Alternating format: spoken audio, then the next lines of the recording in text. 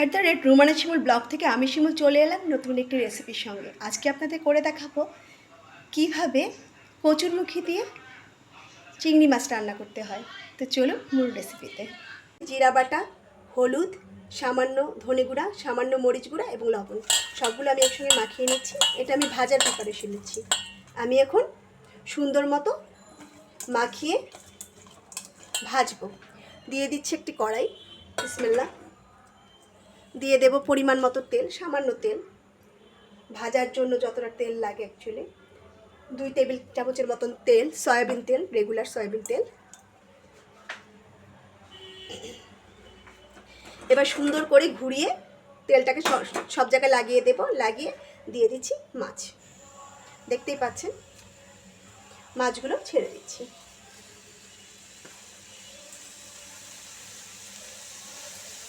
আমি জাস্ট 2 থেকে 3 মিনিট ভাজবো, খুব বেশি ভাজবো না।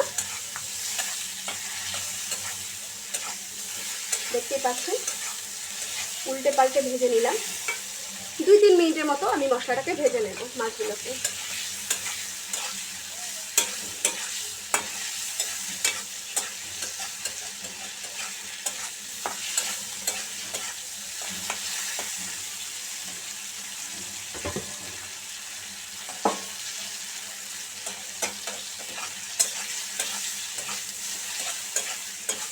আলহামদুলিল্লাহ আমার মাছ অলরেডি ভাজা কমপ্লিট। আমি একটু বেশি আর ভাজবো না, মাছগুলোকে তুলে নিচ্ছি।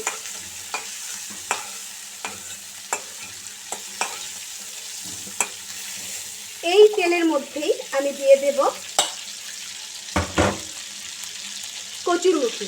আমি কচুরমুখীগুলো কেটে সুন্দর করে ধুয়ে, দেখতেই পাচ্ছেন কচুরমুখী সুন্দর করে ধুয়ে হালকা হলুদ এবং লবণ দিয়ে সিদ্ধ করে পানি ফেলে দিয়েছি। 5 মিনিট সেদ্ধ করে নিয়েছি।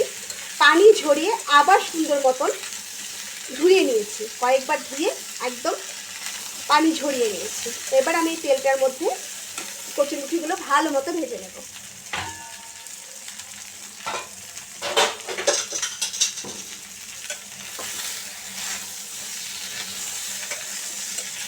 দেখতেই পাচ্ছেন আমি উল্টে পাল্টে একটু ভেজে নেব। খুব বেশিক্ষণ ভাজবো না, 2 থেকে 3 মিনিট ভাজলেই হয়। মানে এটা কচুরমুখী গায়ে যে এক্সট্রা পানিটা আছে সেটা শুকিয়ে গেলে ভাজা কমপ্লিট। ঘন ঘন নাড়তে হবে, না হলে কিন্তু পোড়া লেগে যাবে। আর পোড়া লেগে গেলে কিন্তু তরকারিটা দেখতে ভালো দেখাবে না। দেখতেই পাচ্ছেন আমার কচুরমুখী ভাজা আলহামদুলিল্লাহ কমপ্লিট। আমি কয়েক মিনিটের জন্য কচুরমুখীটা ভেজে নিলাম। এটাতে আর কোনো পানি নাই, পানিগুলো শুকিয়ে গেছে। এবার এটা নামিয়ে দিচ্ছি। তেল দিয়েছি, কচুরমুখীতেও তেল ছিল, তো যে কারণে আমি 2 টেবিল চামচের মতো তেল দেব। খুব বেশি তেল দেব না, না হলে কিন্তু রান্নাটা খুব বেশি তেল তেল হয়ে যাবে। দিয়ে দিচ্ছি পেঁয়াজ। আমি এখানে জাস্ট 1 টেবিল চামচের মতন পেঁয়াজ দেব, বেশি না। 1 টেবিল চামচের মতো পেঁয়াজ দিয়ে আরও 1/2 টেবিল চামচের মতন পেঁয়াজ আমি দিয়ে দিলাম।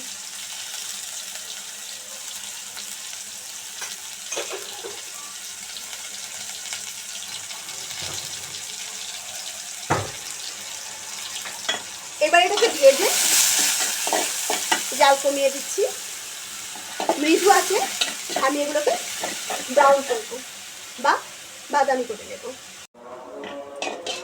দেখতেই পাচ্ছেন আমার পেঁয়াজ অলরেডি ব্রাউন হয়ে গেছে। দেখুন অলরেডি ব্রাউন হয়ে গেছে। আমি এর চেয়ে আর বেশি ব্রাউন করবো না। আমি এই পর্যায়ে দিয়ে দেব পানি, মশলা কষানোর জন্য সামান্য পানি।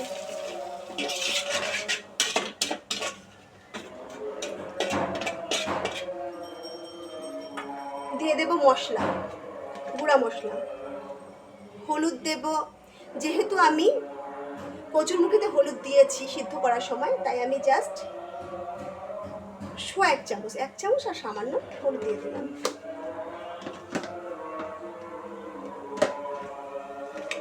দিয়ে দেব জিরা, কচুরমুখীতে জিরাটা খুব ভালো লাগে। 1 চামচ, 1/2 চামচ, 1.5 চামচ।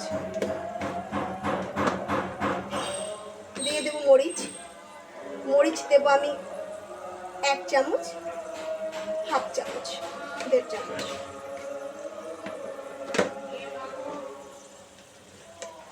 ধনে ধনে গুঁড়া দিয়ে দেবো 2 চামচ।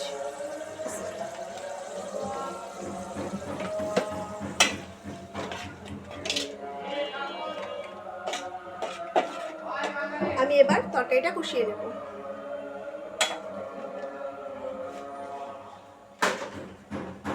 এবার দিয়ে দেব লবণ। লবণ দেব আমি মাছ ভাজার সময় লবণ দিয়েছি, কচুরমুখী সেদ্ধ করার সময় লবণ দিয়েছি, সে কারণে আমি লবণটা দেবো 1/2 চামচ, লাগলে পরে আরও দেওয়া যাবে। এবার ভালো মতো পেঁয়াজটাকে কষিয়ে নেব।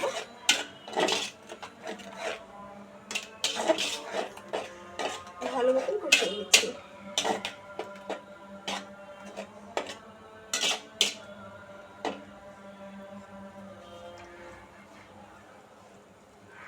ততক্ষণ পর্যন্ত কষাবো যতক্ষণ পেঁয়াজ এবং তেল আলাদা হয়ে না যায়, পেঁয়াজের উপর তেল ভেসে না ওঠে। আমি জালটা একটু বাড়িয়ে দিচ্ছি, দেখতেই পাচ্ছেন। আমি নেড়ে নেড়ে তরকারিটা কষিয়ে নেব, নেড়ে চেড়ে কষিয়ে নিচ্ছি।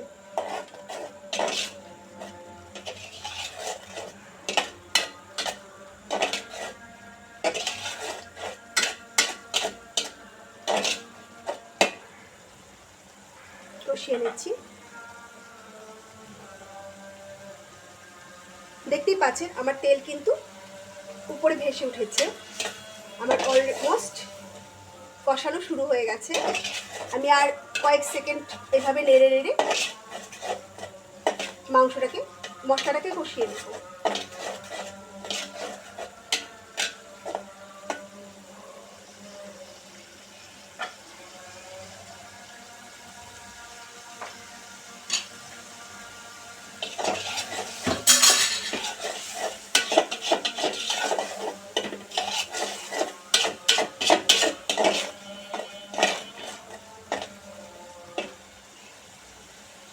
দেখতেই পাচ্ছেন আমার অলরেডি তেল ভেসে উঠেছে, আমার কষানো হয়ে গেছে।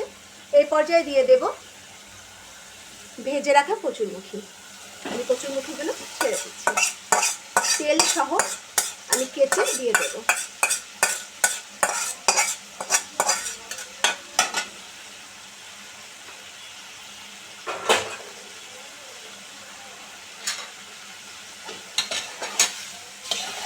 নেড়ে চেড়ে মিশিয়ে নিচ্ছি, ভালো করে নেড়ে চেড়ে মিশিয়ে নেব। এবার পানি দেব, পানি দিয়ে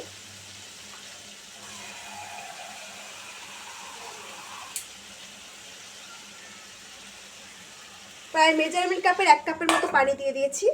এবার এটাকে আমি সুন্দর মতো ঢেকে অপেক্ষা করব কচুরমুখীগুলো সিদ্ধ হওয়া পর্যন্ত।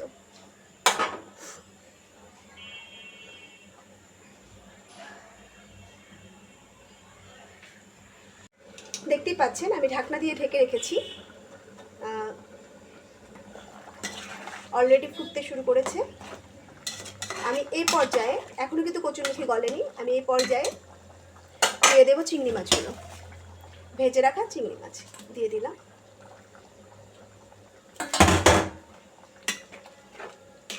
ভালো মতন নেড়ে চেড়ে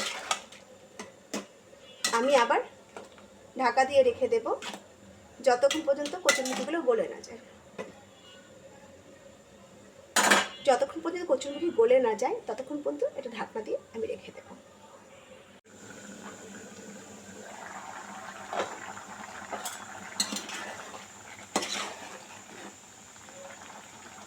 হ্যাঁ, কচুরমুখী গলে গেছে, আলহামদুলিল্লাহ আমার রান্না কমপ্লিট। এ পর্যায়ে লবণটা দেখে কাঁচামরিচ দিয়ে দিতে হবে। চুলা বন্ধ করে দিলাম। আজকে এখানেই সমাপ্তি। দেখতেই পাচ্ছেন আমার রান্না অলমোস্ট কমপ্লিট। ভিডিও ফুটেজটা ঠিকঠাক নিতে পারিনি, কারেন্ট ছিল না। তো আজকে এ পর্যন্তই। আবার দেখা হবে নতুন কোনো বিষয়ে একই চ্যানেল @রুমানা শিমুল ব্লগে। আবার ফিরে আসবো আপনাদের সঙ্গে নতুন কিছু শেয়ার করতে। অবশ্যই শেয়ার করবেন, কমেন্টস করবেন, লাইক করবেন, বেল আইকন দিয়ে পাশে থাকবেন, সাবস্ক্রাইব করে দেবেন আমার চ্যানেলটাকে। আমার ছোট্ট চ্যানেলটাকে সামনে এগিয়ে নিয়ে যেতে আমাকে অবশ্যই সাহায্য করবেন। তো আজকের মতো এখানে বিদায়, টাটা, বাই বাই।